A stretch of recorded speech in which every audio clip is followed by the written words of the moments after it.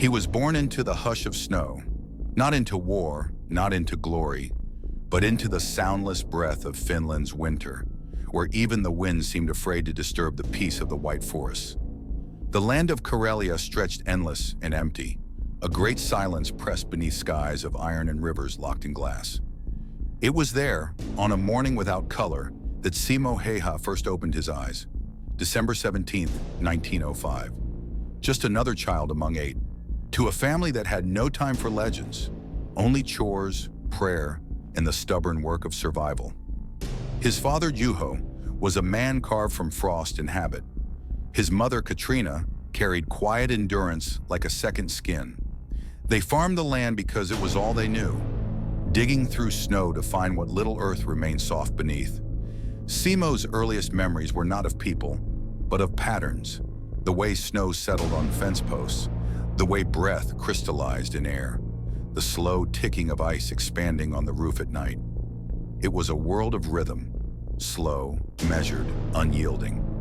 In that rhythm, something began to form in him, a patience deeper than thought, a focus so still it seemed almost unnatural. As a boy, he was small, too small for his age, with light hair that disappeared against the snow and eyes the color of frozen lake water. He learned early that silence was safer than speech. The others, the older brothers with broader shoulders, the villagers with louder laughter, didn't notice him much. He didn't need them to. When chores were done, he would slip into the forest alone, where the world became a cathedral of frost. Every branch creaked like an organ pipe. Every step rang like a bell. In that frozen church, he learned to listen. He listened to the wing beat of grouse hidden behind birch trunks, to the distant echo of wolves across valleys, to the weight of his own breath. And he learned something few men ever do, that silence has its own language. The first rifle he ever held was older than he was. It belonged to his father, a bolt-action relic with a wooden stock rubbed smooth from years of cold hands. It wasn't given as a toy, it was a tool, for meat, for survival, for learning. Juho showed him once how to load it, how to press the butt against his shoulder, how to let the trigger break like a whisper instead of a shout. Then he let the boy figure out the rest. Simo did. He practiced until the rifle was no longer separate from him. He learned to judge distance by the way the air shimmered over snow. He learned that a heartbeat could ruin a shot. He learned that patience, true patience, was not waiting, but listening until the world aligned with you. When other boys chased games in the village square, Simo stalked birds through the frost-bitten pines. He missed at first. The sound of the bullet cracking through the cold would scatter everything for a mile. But he would reload, step slower, breathe calmer. Every miss was a lesson, and he carried those lessons like stones in his pocket. By 12, he could drop a squirrel from 100 meters without disturbing the others nearby. By 15, he could hunt silently enough that even the snow forgot to crunch beneath his boots. He never thought of it as skill. He thought of it as obedience, to the rules of the forest, to the discipline the world required from those who wished to eat. If the forest demanded stillness, he became still. If the snow demanded silence, he vanished into it. Each winter, he grew thinner, tougher, quieter. His mother began to worry he was losing his voice. His father just nodded and said, "He listens better than most." Years passed in the same slow rhythm. Work, hunt, sleep, repeat. Finland itself seemed to live that rhythm. The Great War raged far to the south, but Karelia's hills were too cold, too remote to care. When independence came in 1917, it passed through the village like a rumor. Flags changed, names changed. The snow remained the same. In those years, Simo learned the shape of his own solitude. He wasn't lonely, only self-contained. People mistook his quiet for shyness. It wasn't. It was precision. He spoke only when words were necessary, because he had already seen how sound carried farther than truth. At 19, the government called him to serve his 1 year of mandatory military training. He didn't resist. He packed a few belongings, a knife, some wool clothes, his father's rifle, and walked miles to the small garrison where Finland trained its young men. They laughed when they saw him. The uniform hung loose. His boots seemed too big. He was barely over 5 feet tall, his voice a thin strand of smoke. The officers assumed he'd break within a week, but when it came time to shoot, the laughter died. At the range, the targets lined up against snowbanks, circles of black ink on white paper. Most soldiers missed half their rounds. Cold fingers, stiff triggers, wind cutting sideways. Simo didn't miss, not once. 16 shots in 60 seconds, all within the bullseye. When the officer asked how he'd done it, he simply said, "I waited for the wind." He didn't see it as talent. He saw it as patience rewarded. After that, they stopped laughing. They started watching. The instructors noted the way he handled his weapon, not as a thing of pride, but as an extension of his breathing. When others fired in bursts of ego, he fired like someone saying a prayer. When his service ended, the commander offered him a chance to stay. Simo declined. "I have work at home," he said. The army had given him one gift, the option to buy his service rifle. He took it without hesitation, paid from his small savings, and carried it back to the village slung over his shoulder. The rifle wasn't modern, not by any stretch. A standard Finnish M28 bolt action, plain iron sights, a wooden stock darkened by sweat and years. But in his hands, it became something else. A promise, a rhythm, a conversation between man and metal. He returned to his fields. The years rolled quietly. He farmed, he hunted, he fixed roofs and fences. He joined the local Civil Guard, a volunteer defense organization of farmers, woodsmen, and hunters. They trained on weekends, practiced shooting at wooden boards, marched through snowfields for the sake of readiness. Simo rarely spoke during drills, but every bullet he fired drew attention. He didn't need correction. He didn't need praise. He simply hit what he aimed at, always. It became a kind of legend among the others. The farmer who never misses. They'd hand him their rifles to check sights, then mutter to each other afterward, "Maybe he can see wind." Simo smiled at that once, not because it was true, but because it felt close. There was something about the world others didn't seem to notice, a subtle motion in the air before change came, a tremor in the trees before snowfall. He had trained his senses to notice what silence hides. He didn't need scopes or magnifiers. His eyes were instruments honed by patience. In the evenings, he would sit by the fire, cleaning his rifle by lamplight.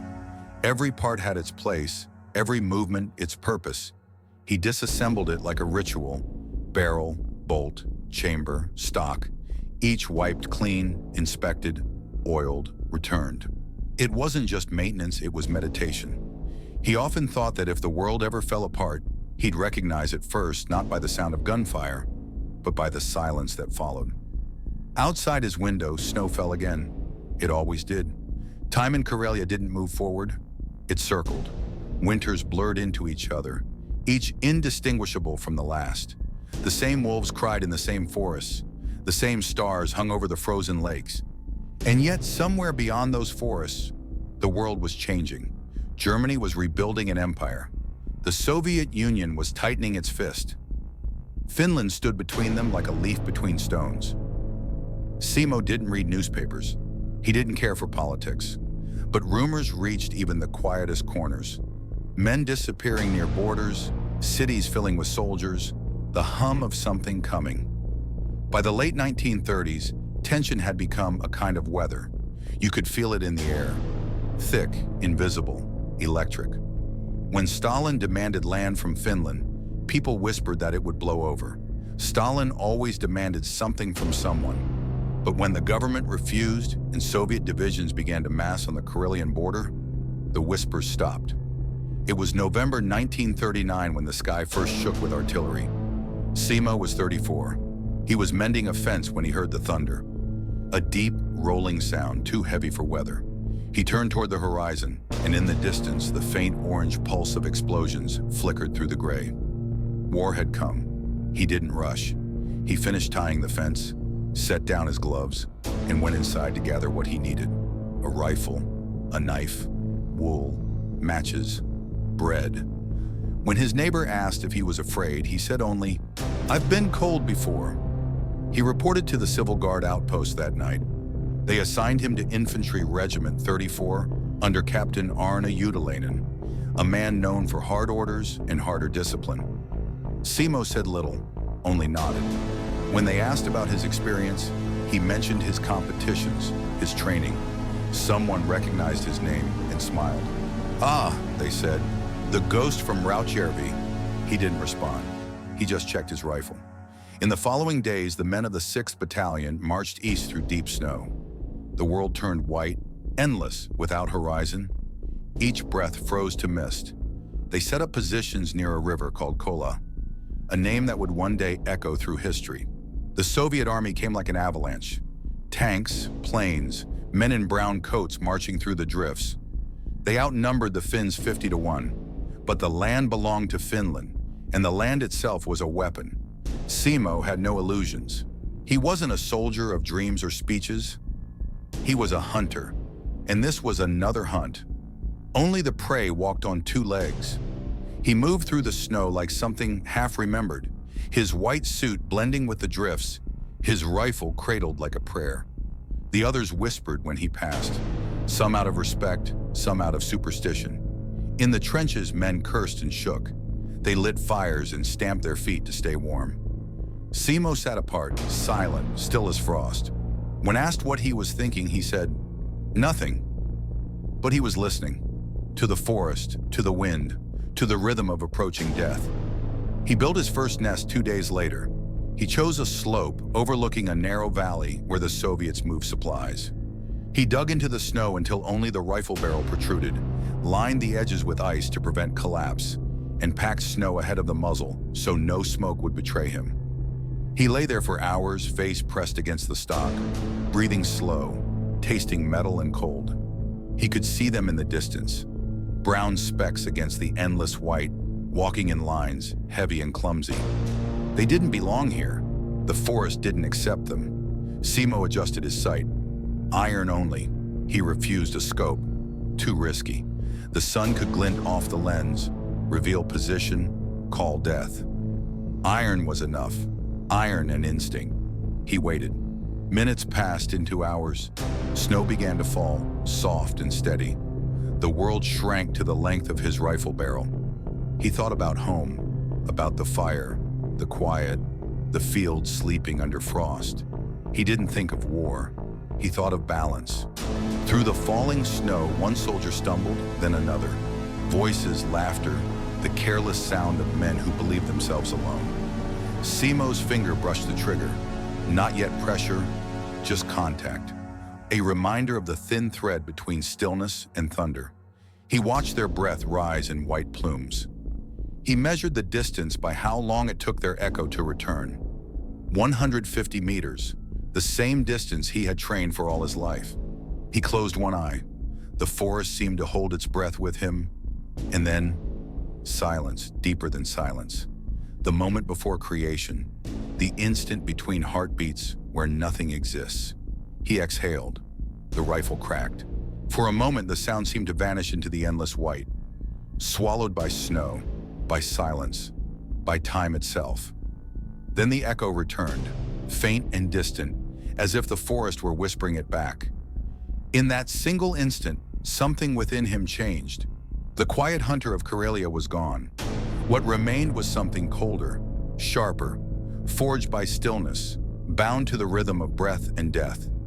He exhaled once more, and the air trembled. Snowflakes drifted across the muzzle, settling where the heat had just been. The world held still, as if unsure whether to move forward or remain frozen forever. That was how it began. Not with war drums or banners, but with a single shot fired into silence. Far to the east, beyond the frozen trees, the storm was gathering. Armies were moving. The air itself seemed to know what was coming. And somewhere, buried beneath the snow, a legend had just awakened. The White Death was about to be born. If you felt the chill of this beginning, if the silence of Karelia still lingers in your thoughts, then you've only witnessed the first breath of the story. The hunt has just begun. Subscribe now and turn on notifications so you don't miss part 2, The Hunter in White, when the snow will no longer hide the living from the dead.